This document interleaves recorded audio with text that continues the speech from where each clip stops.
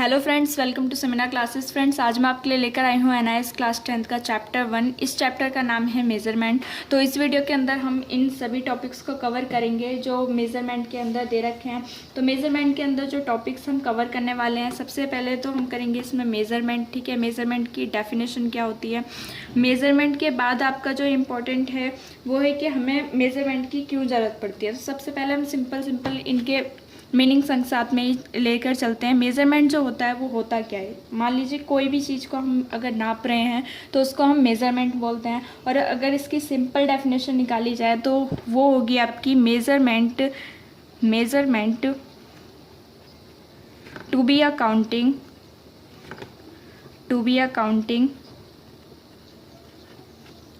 Of the number of times number को मैंने short form में लिखा है।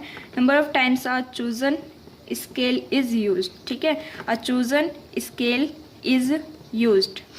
अब सेकंड जो टॉपिक है इस चैप्टर का वो है कि हमें मेज़रमेंट की ज़रूरत क्यों पड़ती है। सिंपल सी बात है कि रोज़ के जो झगड़े हैं उनको हटाने के लिए, उनसे बचने के लिए हम मेज़रमेंट की हमें ज़रूरत पड़ती है। अब कहोगे कि क्या मेज़रमेंट से हमारे झगड़े का क्या लेन देन। तो सबसे पहले इसका सबसे ज़्यादा अच्छा एग्जाम्पल है कि अगर आप मार्केट में सब्जी लेने जा रहे हो तो आप अगर सब्जी बिना तोले, ऐसा हो ही नहीं सकता कि आप बिना तोले सब्जी ले लो। ठीक है, तो क्या होता है कि सब्जी वाला सोचता है कि मेरी सब्जी कम जाए और मुझे सही प्राइस मिल जाए, और आप सोचते हो कि आपके पैसे कम जाएं लेकिन हमें सब्जी ज़्यादा मिल जाए। तो उन दोनों के बीच के जो झगड़े को, कन्फ्यूज़न को हटाने के लिए जो हम यूज़ करते हैं वो है हमारा तराजू। ठीक है, तो हम क्या करते हैं, जैसे मान लीजिए 10 रुपये किलो आलू है तो आपने 10 रुपये उसको पे किए सब्जी वाले को, तो वो आपको 1 किलो आलू तोल कर देगा। ना ही तो उसमें कम होंगे ना ही उसमें ज़्यादा होंगे। तो इससे क्या होता है कि दोनों जो लोग होते हैं वो खुश हो जाते हैं, कस्टमर भी और जो सेलर होता है वो भी। ठीक है, तो ये सिस्टम है हमारा मेज़रमेंट का, जिससे कि हम लोग अपने रोज़ के झगड़ों को बचा सकते हैं। तो ये है इसकी मेज़रमेंट की इम्पोर्टेंस। हमारा नेक्स्ट टॉपिक आता है यूनिट। ठीक है, नेक्स्ट टॉपिक है हमारा यूनिट। तो यूनिट में हम क्या देखते हैं कि यूनिट की जो डेफिनेशन है, सबसे पहले हम इसे देख लेते हैं। तो यूनिट की डेफिनेशन होती है यूनिट इज़ अ मेज़र। ठीक है, ये सभी जो डेफिनेशन हैं ये आपकी बुक में गिवन है और ये इंपॉर्टेंट डेफिनेशन आप चाहें तो इन्हें उतार भी सकते हैं। ठीक है, ये आपको आगे रिवाइज करने में हेल्प करेंगी। तो ये है इसका यूनिट की आपकी डेफिनेशन है। Unit is a measure device और अ स्केल इन टर्म्स, ठीक है, in terms of which we make physical measurement. ठीक है, सिंपल इसका जो मतलब है वो क्या है कि हम कोई भी अगर मेज़रमेंट कर रहे हैं तो हमें एक यूनिट की ज़रूरत ज़रूर पड़ती है। जैसे कि अगर आपको दूध नापना है, ठीक है, तो दूध को आप किलोमीटर में नहीं नापोगे। हर एक चीज़ के लिए एक फ़िक्स यूनिट बना रखी है। ठीक है, तो यहाँ पे हम लोग देख लेते हैं कि ये जो यूनिट है, ठीक है, तो हर एक चीज़ के लिए एक सिंपल यूनिट है कि अगर आपको डिस्टेंस नापना है तो वो किलोमीटर, मीटर या सेंटीमीटर में नापा जाएगा। अगर आपको कोई लिक्विड की चीज़ नापनी है तो वो लीटर में नापी जाएगी या मिलीलीटर में या फिर किलोलीटर में नापी जाएगी। ठीक है, और अगर किसी चीज़ का आपको वेट करना है या फिर उसका वजन तोलना है तो आप किस में तोलेंगे उसको, किलोग्राम में या ग्राम में या फिर मिलीग्राम में। ठीक है, तो ये जो चीज़ें होती है, ये जो मिलीग्राम है या फिर ग्राम है, ये जितनी भी चीज़ें हैं, किलोमीटर, मीटर, इन सबको हम क्या बोलते हैं, यूनिट बोलते हैं। ये फिजिकल क्वांटिटी जो होती है वो आपकी दो चीज़ों से मिलकर बनी हुई होती है। एक तो न्यूमेरिकल क्वांटिटी से मिलकर बनी हुई होती है। ठीक है, न्यूमेरिकल क्वांटिटी इनटू यूनिट। अब फिजिकल क्वांटिटी होता क्या है। फिजिकल क्वांटिटी मतलब कि किसी भी चीज़ का हमें दिख रहा है कि कोई कह रहा है कि ये 1 लीटर दूध है, उसमें उसने बोल दिया 1 लीटर दूध, तो ये एक क्या है और ये लीटर क्या है। ठीक है, जो न्यूमेरिकल क्वांटिटी होती है वो होता है आपका वन होता है आपका न्यूमेरिकल क्वांटिटी, और यूनिट जो होती है वो क्या होती है आपकी लीटर। ठीक है, तो 1 लीटर का मतलब हो गया कि 1 किलो दूध। ठीक है, साफ सिंपल हमें इस तरीके से ये समझ में आता है कि यूनिट जो होती है वो अगर लीटर लगा हुआ है तो इसका मतलब कि कोई भी हमारी लिक्विड चीज़ को नापा जा रहा है। ठीक है, और अगर उसमें किलोग्राम या मिलीग्राम लगा हुआ होता है तो हम क्या समझते हैं उसको, कि उसके अंदर उसका वेट नापा जा रहा है, किसी वैसी चीज़ का, नॉर्मल सूखी चीज़ों का वेट नापा जा रहा है। ठीक है, तो ये था आपका जो मेजरमेंट था और यूनिट। ठीक है, अब हम देख लेते हैं कि कैरेक्टरिस्टिक क्या होते हैं यूनिट के। ठीक है, कैरेक्टरिस्टिक्स क्या होते हैं यूनिट के। तो यूनिट जो होती है हमारी, उसके 3 मेन जो कैरेक्टरिस्टिक्स हैं वो हैं आपके कि यूनिट जो होगी वो आपकी रेलिवेंट होनी चाहिए, ठीक है। यूनिट आपकी कन्वीनियंस होनी चाहिए और वेल डिफाइंड होनी चाहिए। ये इसके 3 इंपॉर्टेंट कैरेक्टरिस्टिक्स हैं। अब इनका क्या मतलब है कि अगर कोई भी हम यूनिट यूज़ कर रहे हैं तो वो वर्ल्ड लेवल पे हमें यूज़ करनी होती है। जैसे कि किलोग्राम अगर आप गांव में जाकर बोलेंगे, ठीक है, कि 1 किलो चीनी दे दो, तो यहाँ पर भी आपको 1 किलो चीनी ही मिलेगी और गाँव में भी आपको 1 किलो चीनी मिलेगी, क्योंकि किलोग्राम का जो मतलब है वो सब जानते हैं, गाँव वाले भी, शहर वाले भी, या फिर कहीं पर भी, ठीक है। तो ये जो चीज़ें होती हैं ये हमारी इस तरीके से होती है कि यूनिट जो होगी वो आपकी इस तरीके की होनी चाहिए जो सबको मतलब कि सबको समझ में आ जाए, ठीक है। चाहे वो गांव हो, चाहे वो शहर हो, चाहे वो कहीं पे भी हो, उस यूनिट को वो समझ ले। तो वो जो यूनिट होनी चाहिए वो आपकी आसान होनी चाहिए, जो सबको समझ में आ जाए, और बिल्कुल सही होनी चाहिए, उपयुक्त होनी चाहिए। इसका मतलब रेलिवेंट का मतलब होता है बिल्कुल सही। इसका क्या मतलब हुआ कि अगर आपको लिक्विड नापना है तो वो आप लीटर में नापेंगे, किलोग्राम में नहीं नापेंगे। या फिर अगर आपको डिस्टेंस नापना है तो वो आप किलोग्राम में नहीं नापेंगे, उसको आप मीटर या फिर किलोमीटर या फिर सेंटीमीटर में नापेंगे, ठीक है। और वेल डिफाइंड होनी चाहिए। वेल डिफाइंड मतलब कि सबके जान पहचान से, मतलब बिल्कुल अच्छी तरीके से, कि कोई भी अगर हम उसे बताएं कि ये 1 लीटर दूध है तो सब लोग आसानी से समझ में आ जाए उनको, ठीक है।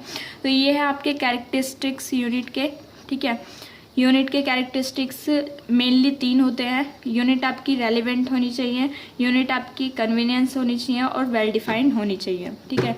तो ये आपके कैरेक्टरिस्टिक्स है यूनिट के, काफ़ी इंपॉर्टेंट है, इससे MCQs बन सकते हैं। तो फ्रेंड्स इस वाले टॉपिक को आप उतारते चलिए, जो इंपॉर्टेंट है मैं यहाँ पर उसे नोट डाउन करा रही हूँ, ठीक है। तो जैसे कि यहाँ पे ये दिख रहा होगा आपको कि how did our ancestors make measurement. अब हमारे जो पूर्वज थे वो किस तरीके से मेजरमेंट करते हैं, क्योंकि उनके पास तो कोई स्केल था ही नहीं, ठीक है, किसी भी तरीके की कोई सुविधा नहीं थी, तो वो किस चीज़ से अपनी चीज़ों को मेज़र करते थे। झगड़े तो तब भी हो सकते थे, ठीक है। तो वो क्या करते थे, अपनी बॉडी पार्ट्स को यूज़ करते थे चीज़ों को मेज़र करने के लिए, ठीक है। तो यहाँ पे ये आपके जो इंपॉर्टेंट चीज़ें थी इस चैप्टर से मैंने आपको बता दी हैं, और सबसे ज़्यादा इंपॉर्टेंट चीज़ें हैं जो इस चैप्टर में, वो हैं आपके जो मल्टीपल चॉइस क्वेश्चन में पूछी जाती हैं, वो है आपके ये टेबल्स, ठीक है। इन टेबल्स से ज़्यादातर आपके क्वेश्चंस पूछे जाते हैं। जैसे कि ये आपका ये टेबल है, names and symbols of base physical quantities and the corresponding SI unit, ठीक है। तो ये वाला टेबल आपको अच्छी तरीके से लर्न करना है। कोई आपसे पूछ सकता है कि लेंथ का जो सिंबल है वो बताइए, तो आपको L बताना है, ठीक है। या फिर लेंथ की आप SI यूनिट बताइए तो आपको मीटर बताना है, ठीक है। तो इस तरीके की जो टेबल है बहुत ज़्यादा इंपॉर्टेंट है। ये ड्राइव्ड SI यूनिट जो कॉमनली यूज्ड फिजिकल क्वांटिटीज़ वाली हैं, ये आपका टेबल बहुत ज़्यादा इंपॉर्टेंट है, ठीक है। तो ये सभी जो टेबल्स हैं ये आपकी बुक में गिवन है, चाहे तो आप इसका स्क्रीनशॉट भी ले सकते हैं यहाँ से, और अदरवाइज़ तो ये आपकी बुक में गिवन है, ठीक है। तो यहाँ से आप ये देख लीजिए, ये सभी टेबल्स बहुत ज़्यादा इंपॉर्टेंट हैं जिनसे कि आपके क्वेश्चंस ज़्यादातर बनते हैं। तो यूनिट्स जो होती हैं वो आपकी 2 तरीके की होती हैं, बेस यूनिट, दूसरी होती है आपकी ड्राइव्ड यूनिट, ठीक है। तो बेस यूनिट जो होती हैं वो आपकी 7 होती हैं, और ये जो होती हैं आपकी ड्राइव्ड यूनिट ये मोर क्वांटिटी में होती हैं, इनकी कोई क्वांटिटी नहीं होती, ये कितने भी हम इन्हें ड्राइव कर सकते हैं। तो बेस यूनिट अब जो हमारी 7 होती है, जो मैंने अभी आपको टेबल दिखाया था उसके अंदर जो आपका जो बेस फिजिकल क्वान्टिटी है वो है आपकी लेंथ, ठीक है, लेंथ और मास, time,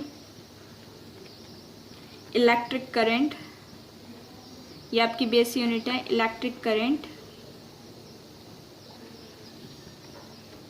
thermodynamic temperature,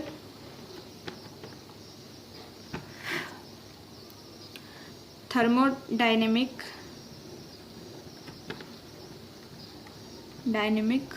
temperature, temperature की स्पेलिंग में आधे लिख रहे हैं यहाँ पे, temperature, amount of substance, amount of substance, और नेक्स्ट है आपका यहाँ पे ल्यूमिनस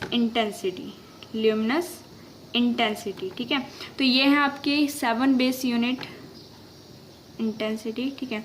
और जो ड्राइव्ड यूनिट होती हैं इसके एग्जांपल आपको मैं बता देती हूँ, जैसे कि एरिया, वॉल्यूम, ठीक है, एरिया, वॉल्यूम, स्पीड, वेलोसिटी,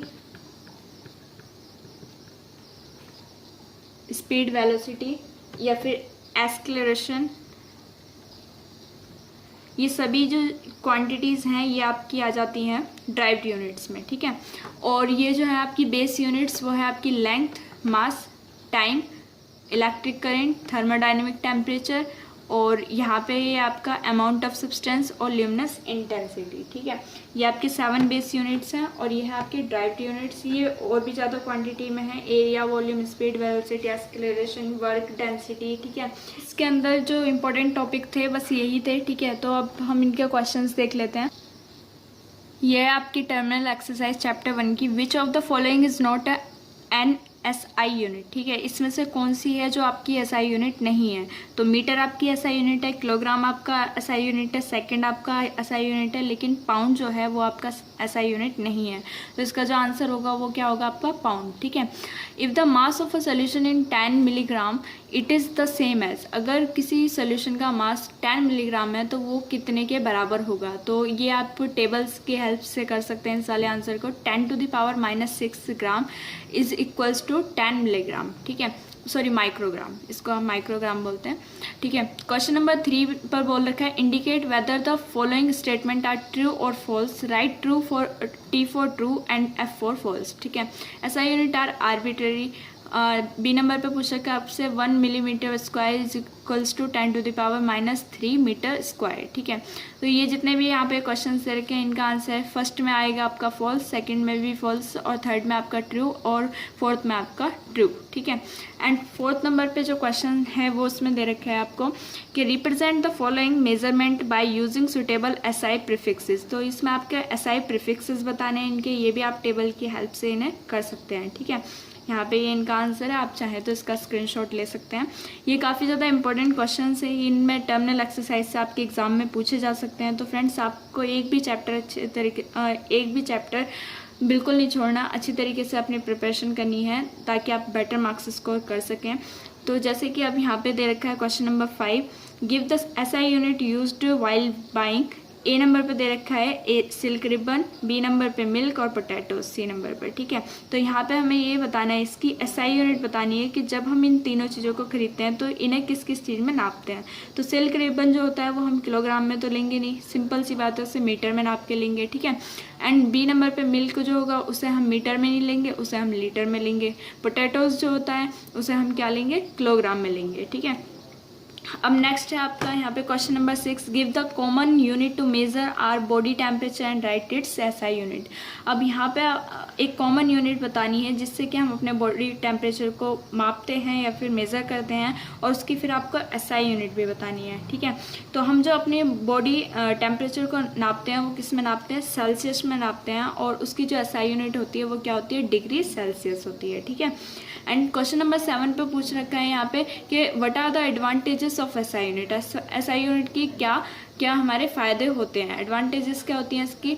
तो same units are all over the world. तो जो SI यूनिट होती है वो हर जगह सेम होती है, इन्हें हम आसानी से समझ सकते हैं, चाहे वो गाँव हो चाहे वो शहर हो, ठीक है। हर जगह हम एक SI यूनिट को, मतलब कि कोई भी यूनिट है तो हम उसको आसानी से पहचान सकते हैं। जैसे कि किलोग्राम अगर हम सब्जियों के लिए यूज़ करें तो गांव में भी वही यूज़ होगा, शहर में भी, और हर जगह वही किलोग्राम हमारा यूज़ होगा, ठीक है।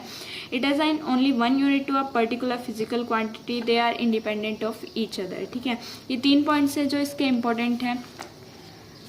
सॉरी चौथा भी है इसके अंदर। It is based on certain set of fundamental units from which all derived units are obtained without introducing numerical factor, ठीक है।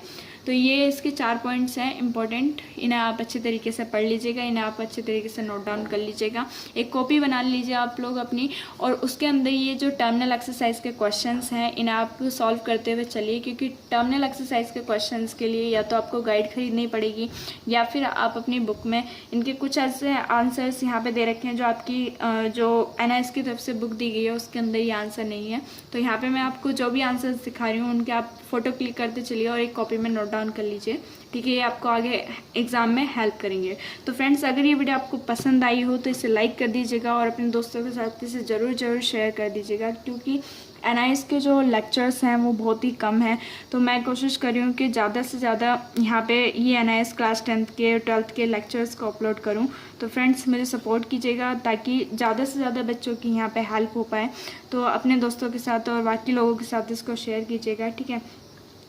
अगर आप इस तरीके की हेल्पफुल वीडियोस देखना चाहते हो तो इस चैनल को सब्सक्राइब कर लीजिएगा और बेल आइकन ज़रूर प्रेस कर दीजिएगा ताकि आपको इसी तरीके की वीडियोस की नोटिफिकेशन बिल्कुल करेक्ट टाइम पर मिलती रहे। तो thank you for watching this video.